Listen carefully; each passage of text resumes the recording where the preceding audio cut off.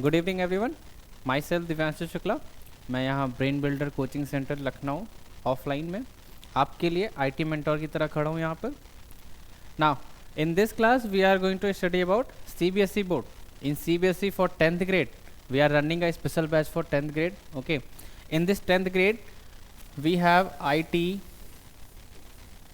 402. Okay, means for 10th grade IT 402 we are going to study today. Okay, let's see what we have. Basically in IT 402 we have two parts. We have part A and part B. These two parts we have in IT 402. Okay, now here we have to see what we have in part A, what we have in part B. Basically part A depends on stress management, intellectual skill sheets, or self awareness, like that topics we have in part A. Other hand we have part B. In the part B we have some open source softwares, means we have to learn about open source softwares.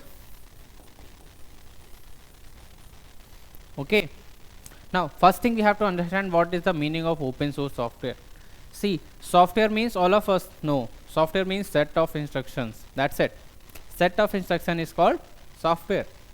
Okay, now we have two types of software. We have open source and we have another part closed source or proprietary software. Okay, like that we have. Now in this open source software, what is the meaning? Open source software means it is free of cost,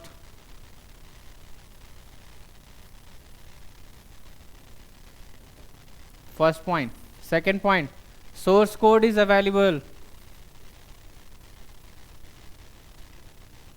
Source code is available. Third part, no need to purchase any license.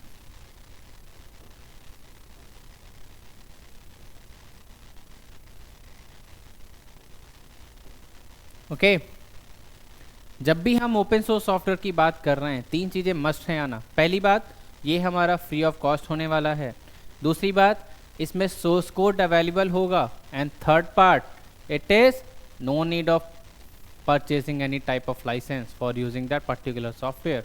Okay, now source code, इसका मतलब आप लोग समझ रहे हैं। Source code बोले तो origin of the software और origin of the website. Source code जहाँ से हमने उस पार्ट को डेवलप किया है उसे हम बोलते हैं उसका सोर्स कोड। जैसे मेरा सोर्स कोड मेरे माता पिता है ना, तो उसी तरीके से किसी भी वेबसाइट का सोर्स कोड क्या होता है, जहाँ से उसको हमने डेवलप किया है, जो उसकी कोडिंग है, हम उसको उसका सोर्स कोड कहते हैं।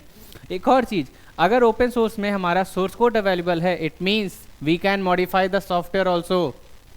ठीक है, if we have enough skill, अगर हमें प्रोग्रामिंग आती है, then what we can do, we can modify the software also. ठीक है, ये बात हो गई हमारी ओपन सोर्स सॉफ्टवेयर की। अब open source software free of cost है, और दूसरे हाथ पे हमारा जो पार्ट है वो हमारा है close source software.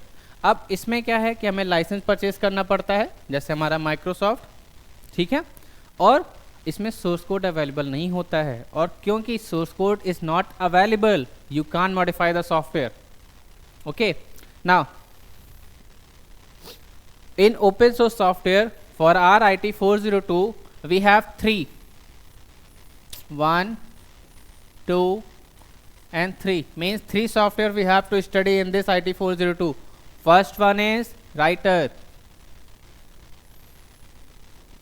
second one is calc, or you can say spreadsheet. Okay, and third one is DBMS, and for DBMS we are using LibreOffice Base. Last year तक हम ओपन सोर्स ओपन ऑफिस पे बात कर रहे थे, काम कर रहे थे, but from this year we are working on LibreOffice. LibreOffice भी हमारा क्या है, एक ओपन सोर्स सॉफ्टवेयर है। ठीक है, यहाँ भी अब जब हम लोग बात कर रहे हैं राइटर की, LibreOffice राइटर की, तो basically LibreOffice writer is replicate of Microsoft word. जो काम आप MS वर्ड पे कर सकते हो सेम काम आप लिब्रे ऑफिस राइटर पे कर सकते हो। डिफरेंस क्या है? वो ओपन सोर्स है, वो नहीं है। ठीक है, ऐसे ही हमारा कैल्सी है स्प्रेडशीट, ये किसका रेप्लिकेट है? Microsoft Excel. Okay, means LibreOffice Calc is replicate of Microsoft Excel. Now third one we have LibreOffice Base. LibreOffice Base is replicate of Microsoft Access. What? MS Access. Okay, now you understand what is the difference between them. ठीक है, अभी हम बात करते हैं अपने IT 402 और 402 में हमारा क्या है? हमारा जो पार्ट है वो है यूनिट 3। इन यूनिट 3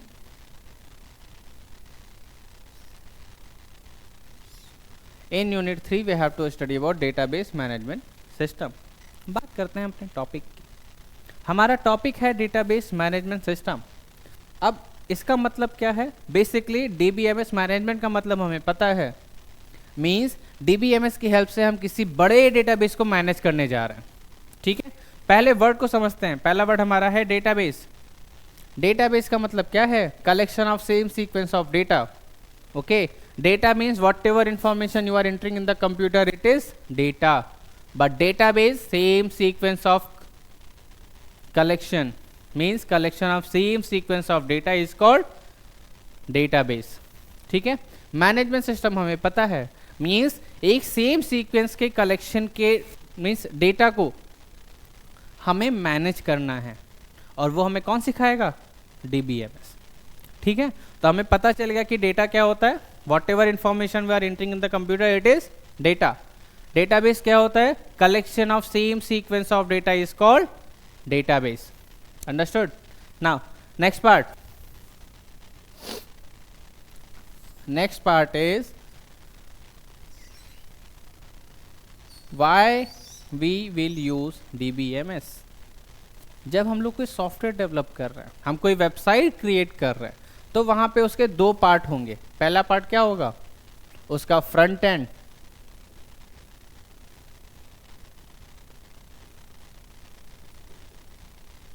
और सेकंड पार्ट उसका होगा बैक एंड। ठीक है, अभी ये फ्रंट एंड और बैक एंड क्या है? फ्रंट एंड बेसिकली जो फॉर एग्जांपल हम एक वेबसाइट क्रिएट कर रहे हैं और इंस्टाग्राम का क्लोन बना रहे हैं हम। ठीक है, अब इस इंस्टाग्राम के क्लोन के लिए जो भी हमारे यूज़र को पहली अपीयरेंस में दिखाई देगा वो होगा उसका फ्रंट एंड। बेसिकली जो यूज़र के सामने प्रेजेंट है वो फ्रंट एंड है, और जो हम लोग जिस पे हम लोग काम कर रहे हैं, जिसको हम लोग सर्वर से कनेक्ट कर रहे हैं और डेटा फेच कर रहे हैं, वो हमारा हो जाएगा बैक एंड। फ्रंट एंड के लिए हम लोग लैंग्वेजेस का यूज़ कर रहे हैं, वो है HTML, CSS and JS, means Java script.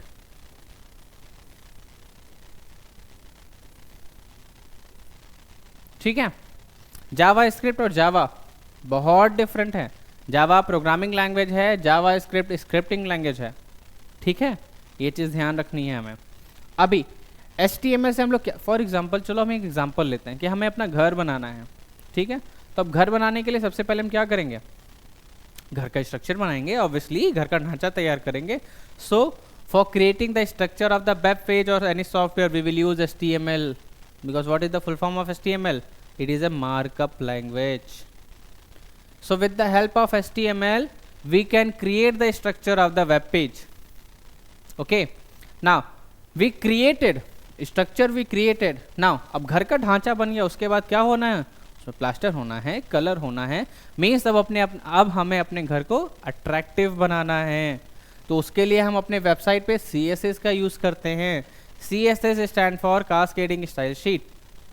ठीक है, अब CSS का यूज़ करके हम लोग क्या करते हैं? अपने पेज को और अट्रैक्टिव बनाते हैं। याद रखना, ये क्लास सिर्फ इंट्रोडक्शन क्लास है। अगर मज़ा आ रहा है आप बताइए, आप मैसेज करिए, आप बताइए, हम आगे और वीडियोस लेकर आएंगे। ब्रेन बिल्डर आपके लिए खड़ा रहेगा। नेक्स्ट, जावा स्क्रिप्ट, हमने अपने घर को कलर कर लिया, हमने और सारी चीज़ें कर ली। अब हमें क्या करना है? हमें अपने घर में कुछ लॉजिकल चीज़ें करनी है, हमें गेट लगाना है, हमें विंडो लगानी है, हमें एसी लगाना है ना। तो उसके लिए हम क्या करते हैं, हम अपने पेज को लॉजिकली इनेबल करने के लिए वी विल यूज़ जावास्क्रिप्ट, ठीक है। और हम लोग W3 CSS का यूज़ करते हैं, है ना, या और भी CSS के फ्रेमवर्क्स हैं हम उसका यूज़ करते हैं। जावास्क्रिप्ट में भी हमारे पास बहुत सारे फ्रेमवर्क्स हैं, Node.js है ना, हम उनका यूज़ करते हैं। और उसके बाद में हम बात आती है हमारे बैकएंड की। बैकएंड में हम लोग बना लिए website, it is created now, but अब कौन आकर के हमारी वेबसाइट पे विजिट कर रहा है वो भी इंफॉर्मेशन हमें चाहिए ना। For example we created one e-commerce website, अब उस ई-कॉमर्स वेबसाइट पे कौन सा कस्टमर की इंफॉर्मेशन हमें चाहिए, क्यों चाहिए, वो इसलिए चाहिए कौन सा कस्टमर शूज़ के लिए ज़्यादा अप्रोच कर रहा है, कौन सा कस्टमर शर्ट्स के लिए जा रहा है, कौन एसेसरीज़ के लिए जा रहा है ना। तो ये इन्फॉर्मेशन जब हमें होगी तभी तो हम अपने वेबसाइट को और अप्रोचेबल बना सकते हैं और उसको पुश कर सकते हैं और हम अपनी मार्केट बढ़ा सकते हैं। तो उसके लिए हमें चाहिए होगा क्या, डेटाबेस, और उसी डेटाबेस को हैंडल करने के लिए हमें चाहिए डेटाबेस मैनेजमेंट सिस्टम, ठीक है। क्यों, इंस्टाग्राम सिर्फ मैं नहीं चला रहा, सिर्फ हमारा लखनऊ नहीं चला रहा, ना हमारा उत्तर प्रदेश, ना कि हमारा India, whole over the world is using Instagram. अगर हमें इंस्टाग्राम के लिए डेटाबेस बनाना है, सर्वर क्रिएट करना है, तो हमें ये पता होना चाहिए कि उसकी जो पब्लिक है वो कितनी ज़्यादा है, जो उसके कस्टमर्स हैं वो कितने ज़्यादा हैं। तो सिर्फ एक पर्सन नहीं है, वन स्टेट नहीं है, वन कंट्री नहीं है, whole world is using that particular software और एप्लीकेशन।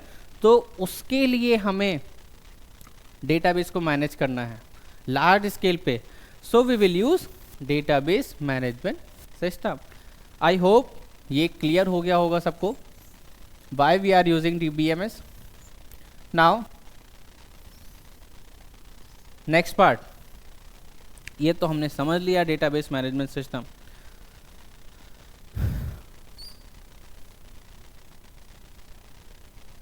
अब हमारे इस टॉपिक पे हमारे ऑब्जेक्टिव क्या क्या होंगे, हम किन किन बारों में किन किन चीज़ों को कवर करने वाले हैं। तो हमारा जो पहला पॉइंट होगा वो इंट्रोडक्शन, जो कि एक्चुअली चल ही रहा है, this one it is going on, introduction of DBMS। Okay, now creating database and tables, creating and editing tables in design view, performing operations on table, queries in base structured query language, form wizard and report wizard. ध्यान रखना है, report और form हमारे में design view से नहीं है, सिर्फ विजार्ड व्यू से हमें सीखना है कि हम कैसे अपने फॉर्म और रिपोर्ट को क्रिएट कर सकते हैं। अब बात आती है, हमने सबसे पहला हमारा क्या है, इंट्रोडक्शन हमारा चल रहा है, then after we have to understand about tables. Now DBMS we understand, कुछ और बेसिक चीज़ें हैं वो हमें समझनी पड़ेंगी, ठीक है। हम उनकी तरफ आगे बढ़ते हैं। हमारा जो दूसरा टॉपिक है टेबल्स। अब ये टेबल्स क्या हैं, टेबल्स हैं, टेबल हमें सबको पता है, combination of row and column is called table. Basic बहुत पहले से पढ़ते आ रहे हैं कि combination of rows and column is called table. बन गई हमारी टेबल। बेसिकली हम DBMS में सीखने वाले हैं कि हम कैसे अपने डेटाबेस को क्रिएट करते हैं इस टेबल में, with the help of table how we will create our database, ठीक है। अब यहाँ पर हमें दो तीन चीज़ें बहुत ज़रूरी हैं जो सीखनी पड़ेगी। सबसे पहली चीज़ आएगी कि हम कुछ की का यूज़ करते हैं अपने डेटाबेस में, कितने टाइप्स की कीज़ अवेलेबल हैं, उनमें डिफरेंसेस क्या हैं, उसकी नीड क्या है, सारी चीज़ें हम समझेंगे वन बाय वन, ठीक है। अब फॉर एग्जांपल हमें किसी स्कूल का डेटा बना रहे हैं या हम अपने ब्रेन बिल्डर का डेटाबेस बना रहे हैं, तो अब हमें पता है कि हमारे ब्रेन बिल्डर में बहुत से बच्चे आ रहे हैं, ठीक है। अब हमें ये कैसे पता चलेगा कि किसी एक पर्टिकुलर बैच में एक नाम के बहुत से बच्चे हैं, है ना। हो सकता है कि अध्ययन नाम के 2-3 बच्चे एक ही बैच में पढ़ रहे हो, या अमन नाम के बहुत कॉमन नेम्स हैं। तो ये चीज़ हम कैसे आइडेंटिफाई करेंगे कि कौन किस में कितने नाम के कितने बच्चे हैं। अगर ये 5 एंट्रीज़ हैं तो हमारे लिए इजी है, बट हमें पता है हमारे यहाँ कोचिंग सेंटर में बहुत से बच्चे पढ़ रहे हैं, 100 पढ़ रहे हैं, 200 पढ़ रहे हैं, है ना। तो हमें काउंट कैसे पता चलेगी, हमें काउंट पता करने के लिए क्या करना पड़ेगा, हमें अपने डेटाबेस में एक यूनिक फील्ड आइडेंटिफाई करनी पड़ेगी। जब तक हमारे डेटाबेस में एक यूनिक फील्ड नहीं होगी तो हम इंफॉर्मेशन फेच कैसे करेंगे, ठीक है। अब इंफॉर्मेशन फेच करने की बात आ गई तो मुझे याद आता है क्वेरी। क्यों?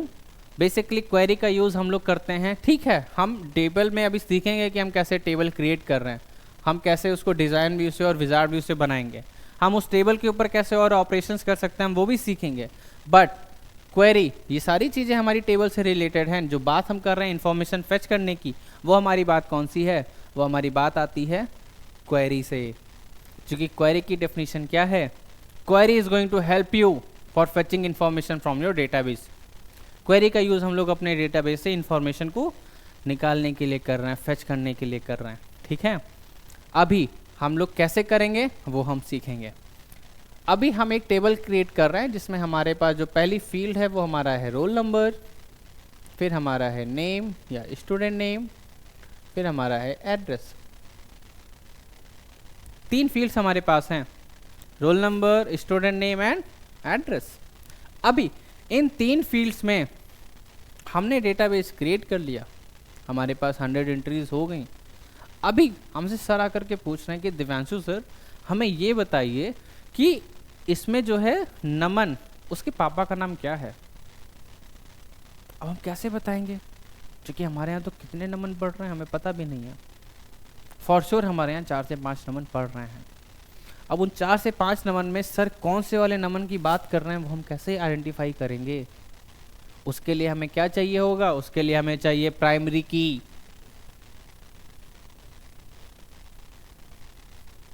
हमें क्या चाहिए? हमें चाहिए प्राइमरी की, ठीक है। अब जब की बात हमने शुरू ही कर दी है तो हम एक बार डिटेल से की के बारे में जान लेते हैं। हमारे DBMS में 5 टाइप्स की कीज़ हैं। आपके सिलेबस में IT 402 में we have only 2 types, we have primary and foreign key only. But जब पढ़ ही रहे हैं तो सारी एक बार देख ही लेते हैं। आपको सुनना है, मुझे बोलना, क्या ही फर्क पड़ता है, सीख लेते हैं। पहली की हमारी होगी कैंडिडेट की।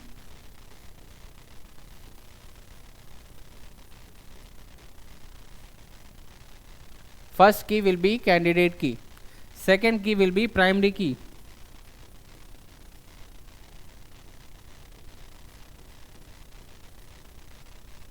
थर्ड की विल बी फॉरेन की,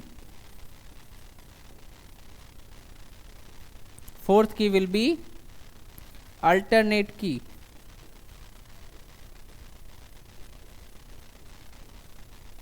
last one will be composite key.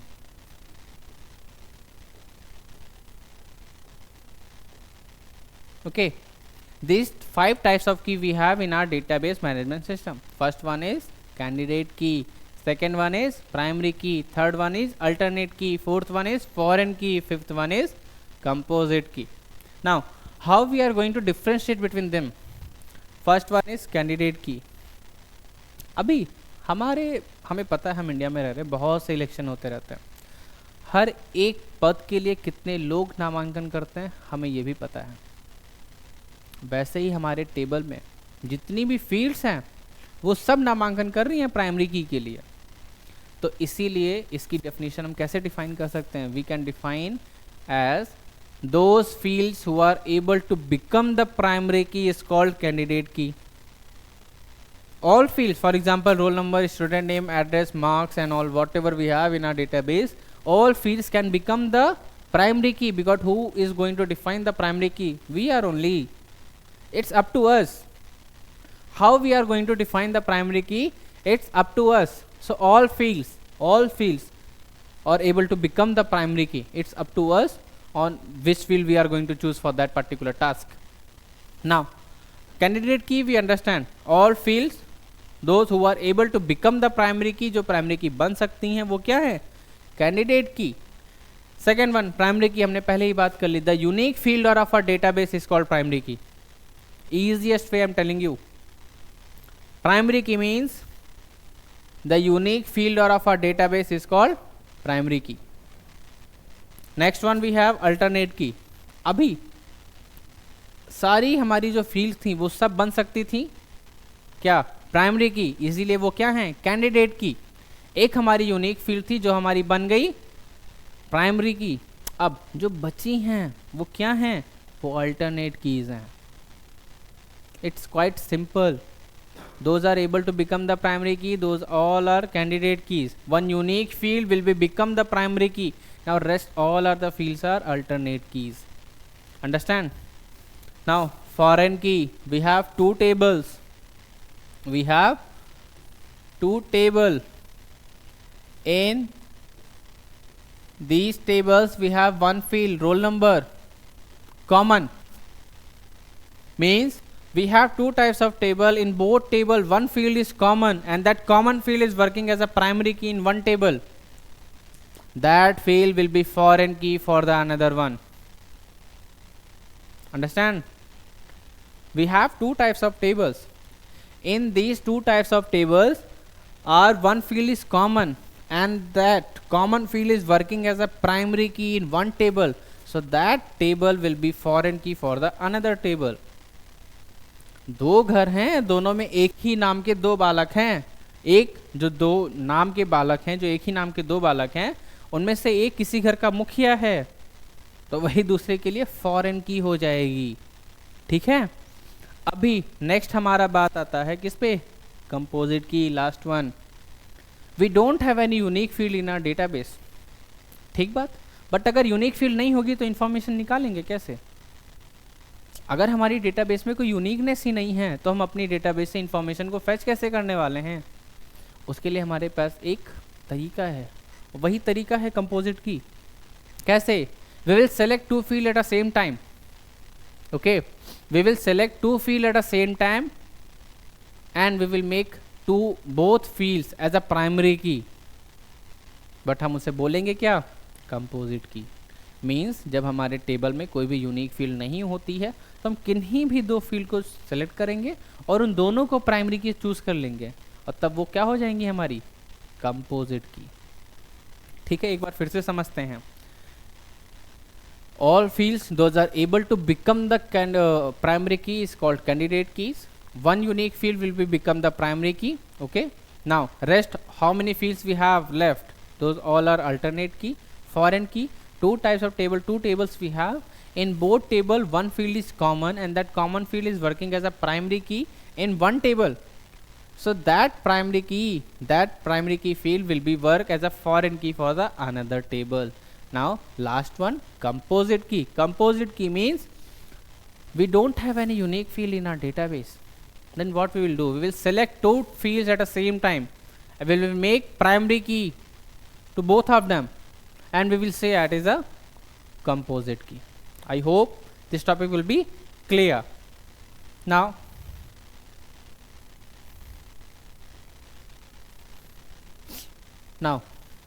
we understand about table. The basic of the table I told you, not complete. The basic, because this is a introduction class. अगर interest है आप बताइए, आप brain builder को message करिए, आप search करिए, हम आपको पूरी वीडियो देंगे. मैं रहूँगा आपके साथ, हम कंप्लीट करेंगे इस पूरे चैप्टर को. Now query. क्वेरी हमने बात की, क्या होती है? For fetching information from our database we will use queries. Okay, अभी क्वेरी को भी हम दो तरीकों से अपने डेटाबेस में यूज करते हैं. एक हमारा है डिजाइन व्यू, दूसरा हमारा है विजार्ड व्यू. डिज़ाइन व्यू क्या होता है और विजार्ड व्यू क्या होता है वो हम समझेंगे. कि जो हमारा डिज़ाइन व्यू होता है, we will get a interface. अब उसी इंटरफेस में हमें बस ऑप्शन सेलेक्ट करने हैं और ऐड करने हैं. जो भी हम करेंगे वो एज इट इज़ हमें आउटपुट मिलता रहेगा. जो हमारा है दूसरा व्यू, वो हमारा है wizard view. Wizard view it is a step by step process method. ठीक है, बेसिकली विजार्ड में हमें एक स्टेप बाय स्टेप प्रोसेस को करना पड़ेगा, then we will get our output. Okay, now structured query language बोले तो SQL, you can say main topic of the chapter. SQL एक लैंग्वेज है. ओके, स्ट्रक्चर्ड क्वेरी लैंग्वेज है. इसकी हेल्प से हम टेबल बनाते हैं, टेबल में इंफॉर्मेशन इंटर करते हैं और उससे हम फेच भी करते हैं. ठीक है, सारी चीज़ें हम कर सकते हैं. अब इसके अंदर हमें कुछ कमांड्स मिलेंगे जिन्हें हमें यूज़ करना पड़ेगा. हम यूज़ कहाँ करेंगे? हम अपने लिब्रे ऑफिस बेस के इंटरफेस में टूल्स ऑप्शन के अंदर SQL का यूज़ करेंगे. टूल्स के अंदर हमें एसक्यूएल मिलेगा, जिसको क्लिक करने के बाद हमें अपने कमांड्स लिखने होंगे, and then after we can use our SQL. Okay, now how it will work, how many commands we have, what is the need of these commands, that thing we will know. Basically SQL command हम नहीं चाहते हैं step by step database में एक table create करना, but अगर my SQL में हमें टेबल क्रिएट करनी है, we will use our what, SQL commands. Okay, in SQL command first one is create. First command is create. ठीक है, अभी एक चीज तुम्हें ध्यान देनी पड़ेगी बच्चों कि अगर सिंटैक्स गलत है तुम्हें आउटपुट नहीं मिलेगा. आप कुछ भी कर लो, कितनी भी नॉलेज है, अगर सिंटैक्स गलत है you will not get a output for sure. और ये सिर्फ इसकी बात नहीं है, हर प्रोग्रामिंग लैंग्वेज की बात है. कंप्यूटर साइंस में, आईटी में, इंफॉर्मेशन टेक्नोलॉजी में अगर आप प्रोग्रामिंग कर रहे हो, आप कोडिंग कर रहे हो, आपका सिंटैक्स इज मच इम्पॉर्टेंट. कैसे डिफ्रेंशिएट कर सकते हैं हम वो भी देख लेते हैं, नो इश्यूज. देखो, हमने बात की थी तुमसे फ्रंट एंड की. फ्रंट एंड में मैंने तुम्हें बताया था HTML के बारे में और जावास्क्रिप्ट के बारे में. HTML का हम लोग यूज़ करते हैं कैसे,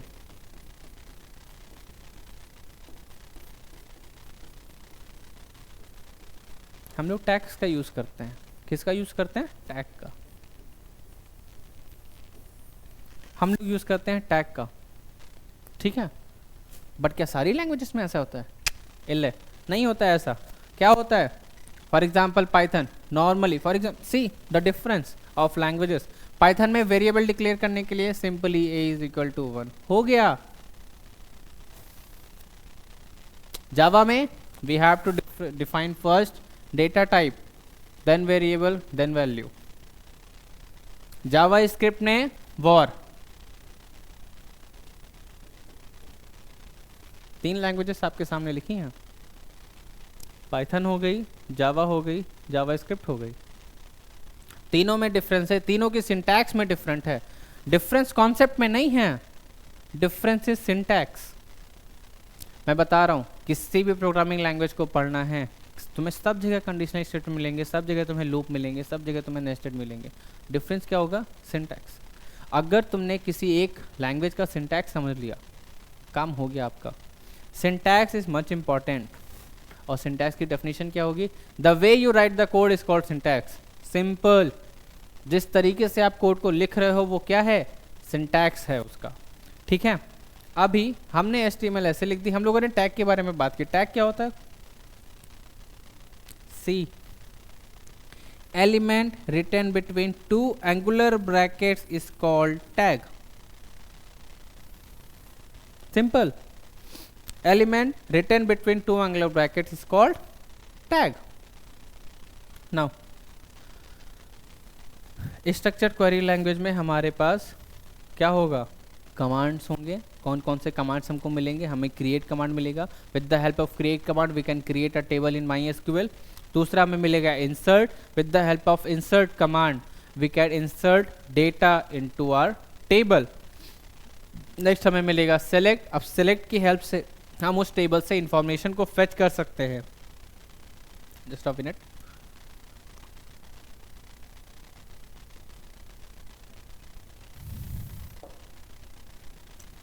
ओके, सो क्रिएट कमांड से we are creating a table in MySQL. Second command is insert. With the help of insert command we are inserting information or data into our table. Okay, now third one is select. Select की help से हम लोग अपने information अपनी table से fetch करते हैं. ठीक है, मींस जो हमारा सेलेक्ट कमांड है उसकी हेल्प से हम आप लोग अपने डेटाबेस से इंफॉर्मेशन को फेच करते हैं. Third is drop. Drop command क्या होता है, if you want to delete the whole table you can use drop command. Delete, particular किसी एक रिकॉर्ड को अगर आपको डिलीट करना है then you can use delete command. Alter, alter basically if you want to add और delete one column तो आप किसका यूज कर सकते हो, अल्टर का. एंड अपडेट, अगर आपको अपने इंफॉर्मेशन को मॉडिफाई करना है, नमन की जगह पे आयुष लिखना है, आयुष की जगह पे नमन लिखना है, तो you can use update command. Now जब हम लोग एक कमांड्स की बात कर ही रहे हैं क्वेरी में, तो हमें एक चीज़ पता होना चाहिए कि यहाँ पे दो टाइप्स के हमें मिलेंगे, एक मिलेगा DDL, एक मिलेगा DML। Now DDL and DML, DDL जो हमारा है ये हमारा स्ट्रक्चर, जो DDL के कमांड्स हैं वो हमारे स्ट्रक्चर पे असर डालेंगे, और जो हमारे DML कमांड्स होंगे वो कहाँ पे, सिर्फ मॉडिफिकेशन पे, मीन्स डेटा पे, means it is called DML means, see, we will see, no issues, we'll go, but it is introduction, that's why I'm telling you, limited information only। DDL जो हमारा है वो स्ट्रक्चर पे effect डालेगा, जो DML हमारा है वो मॉडिफिकेशन के लिए है, ठीक है। अब स्ट्रक्चर क्वेरी लैंग्वेज हमने बात कर ली, फॉर्म और रिपोर्ट दो टॉपिक हमारे बचते हैं। फॉर्म जो हमारा है, बेसिकली फॉर्म का यूज़ हम लोग किस लिए करते हैं, इनपुट एंड आउटपुट बोथ, ठीक है।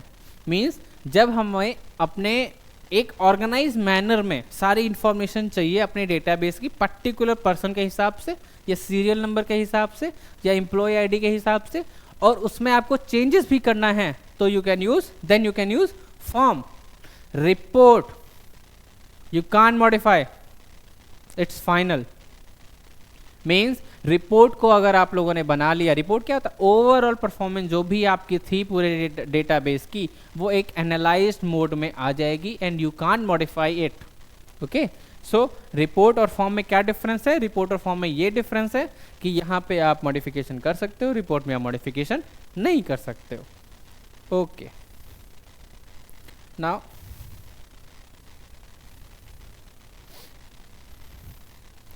DBMS, a database, is a collection of data or information to similar sets of records. Here data refers to the collection of figures and facts. जो हमारा दूसरा है वो है हमारा RDBMS, relational database management system. दोनों में डिफरेंस क्या है, जो हमारा डेटाबेस मैनेजमेंट सिस्टम है वो सिर्फ फिगर्स एंड फैक्ट्स की बात करता है, वेट,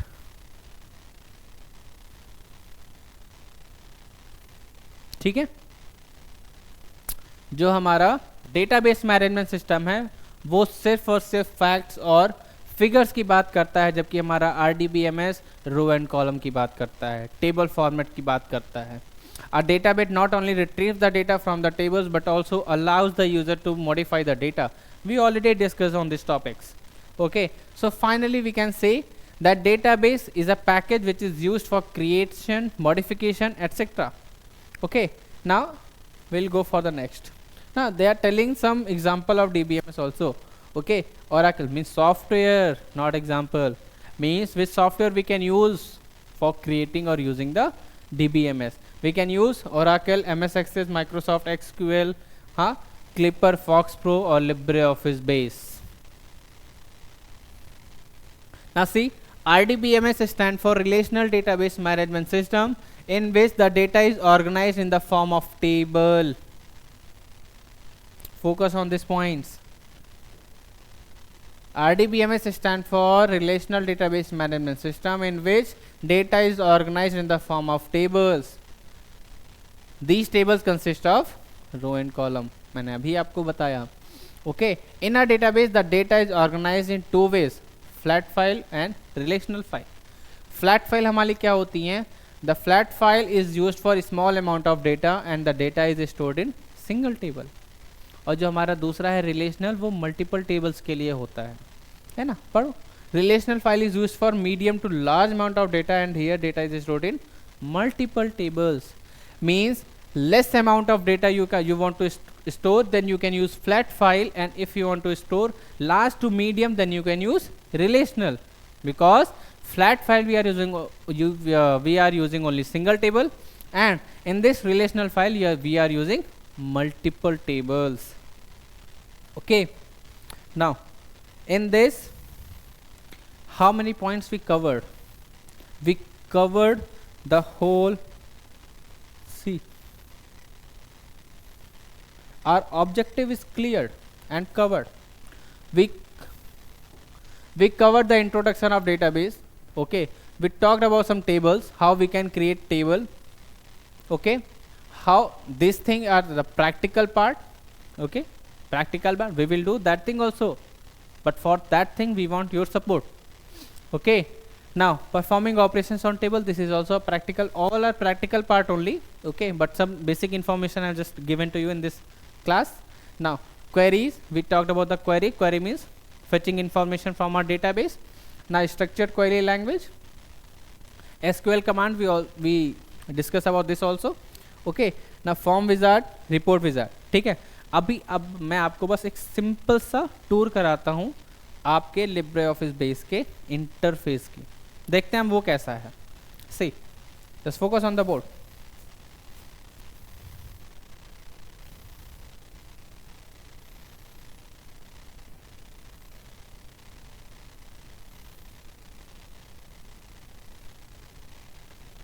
देखिए ये जो आपका इंटरफेस है, ये आपका लिब्रे ऑफिस बेस का इंटरफेस है, ठीक है. ये हमारा लिब्रे ऑफिस बेस का इंटरफेस है. अभी हम डेटाबेस, जब हम लिब्रे ऑफिस बेस अपना ओपन करते हैं तो उसमें कुछ हमारे पास दो ऑप्शंस होते हैं, वो भी एक बार फिर से मैं आपके लिए इसको ओपन करता हूँ from the first. Okay, so here we have LibreOffice. See, you will see in this LibreOffice we have what? We have writer, we have Calc, just see here, we have Impress, Draw, okay, math formula and base. Writer document replication of MS Word, Calc, Excel, Impress, PowerPoint, okay, base, Access. Now click on the base database. Now we have two options, create a new database और open a existing database. तो अगर पहले से हमारे पास है तो हम इस पर क्लिक कर सकते हैं और जो भी हमारे पास अवेलेबल है हम उसे देख लेंगे. अभी हम आपके लिए एक नया डेटाबेस क्रिएट करते हैं. हम लोग इस पर क्लिक करेंगे, फिर हम चले जाएंगे नेक्स्ट ऑप्शन पे. ओके, अब नेक्स्ट करने के बाद ये हमसे पूछ रहा है आप अपने डेटाबेस को रजिस्टर करना चाह रहे हो या नहीं करना चाह रहे हो. तो हम अभी चूंकि हम बस सीखने के लिए कर रहे हैं तो हम कुछ इसमें रजिस्टर नहीं करना चाह रहे हैं, ठीक है. और हम क्लिक कर देंगे फिनिश पे.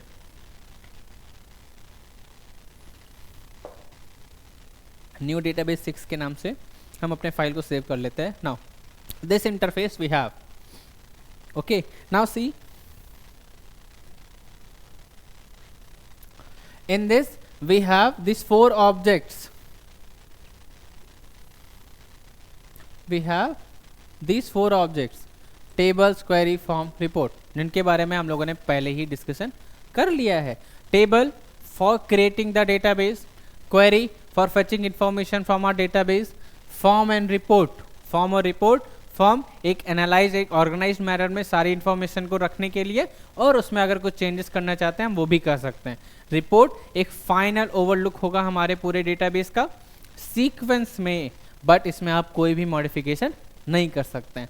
ये हमारा एक ऑब्जेक्ट होगा, ये हमारा एक इंटरफेस है पूरे database management system Libre office Base का.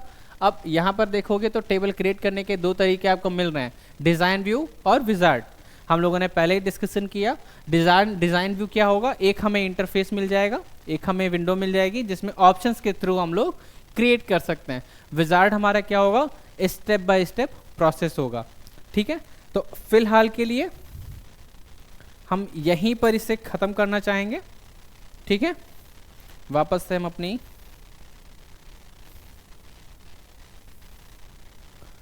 सी, this chapter is important for your IT 402. Maximum question you will get from this chapter only, ठीक है. अब ये आपके ऊपर है, आपको ये चैप्टर कवर करना है मेरे साथ, ब्रेन बिल्डर के साथ में. आप हमें अप्रोच करिए. लखनऊ में हमारा ये ऑफलाइन सेंटर है. अगर आप लखनऊ में हैं आप हमसे ऑफलाइन भी कांटेक्ट कर सकते हैं, ठीक है. ऑनलाइन भी हम अवेलेबल हैं, दोनों चीज़ें आपके लिए हैं. ये चैप्टर हमारे लिए बहुत इंपॉर्टेंट है. हमारे अब तो डेट भी अनाउंस हो रही है. डेट पता है ना सबको, what is the date of IT 402 exam? The date is March of 18.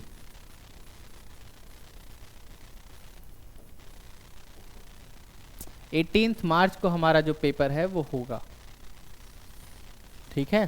तो इसके लिए आप सब तैयार रहिए. अगर हम पूरा टॉपिक इसमें कवर करने वाले हैं, अभी हमने सिर्फ इंट्रोडक्शन लिया है पूरे इसका, पूरी क्लास का हम कैसे इसमें सारी चीज़ें कर सकते हैं, ऑब्जेक्टिव क्या है इस चैप्टर का, क्या क्या चीज़ें हमें सीखनी है. हमने इंट्रोडक्शन क्लास ख़त्म की है अभी जस्ट. अभी इसके अलावा आपको कोई भी इंफॉर्मेशन चाहिए आप हमसे कांटेक्ट कर सकते हैं। Thank you.